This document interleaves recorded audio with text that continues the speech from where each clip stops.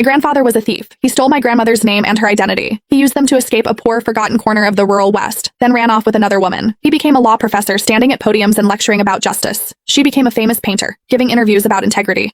My grandmother spent her whole life trapped in that same dying farmland. Everyone called her an old maid. She never stopped waiting for him, not even on her deathbed. 50 years later, I clawed my way out of that godforsaken place on the strength of 2 generations, my grandmother and my mother. I made partner at a top law firm. It was graduation season. I sat in the lead interviewer's chair. Across from me sat a girl, polished, confident, the most outstanding graduate from the best law school in the state.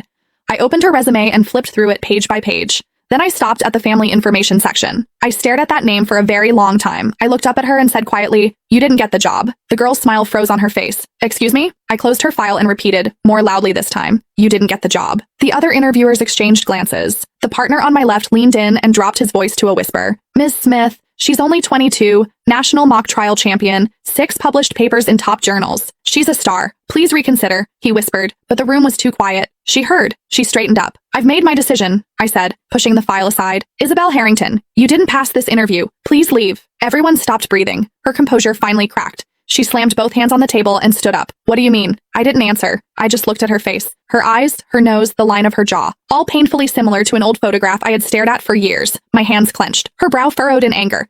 "Do you know who I am?" she demanded. "My grandfather is Professor Emeritus of Law at State University. My grandmother is a renowned painter, a lifelong academician of the National Academy of Fine Arts. Both my parents were federal judges. Everyone in the legal world knows their names. I graduated first in my class from the best law school in the country." With every sentence, her confidence grew. "Tell me," she said, nearly looking down at me now, "what exactly am I missing?" "Grades are only one factor," I said, keeping my voice calm.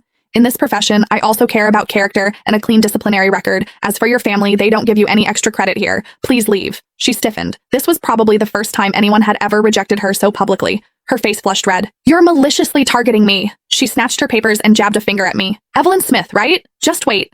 One word from my grandfather, and you'll never work in this industry again." She stormed out, shooting me a venomous look before slamming the door. "Miss Smith," the other interviewer started. I raised a hand. "Next candidate." The remaining 3 were excellent. Back in my office, I had just set down their files when the senior partner David Johnson burst in. "Evelyn, are you insane? Why did you cut Isabel Harrington? Do you know who her family is? Her grandfather is Emeritus Professor of Law at State University and a longtime partner of this firm. Turning his granddaughter away has consequences." He spoke faster than usual. "Post the offer immediately. Now." "Too late." I gave him a mocking look. "I've already returned her file." His face went blank. Then his phone rang. One glance at the caller ID changed his expression. He walked out without another word, throwing me a look that said, "You have just started a war." I wasn't afraid. I had waited too long for this day. I finished reviewing the other candidates' files. The door opened. David Johnson walked back in, slightly hunched, escorting an elderly woman. "Ms. Smith, this is Isabel's grandmother, Mrs. Harrington."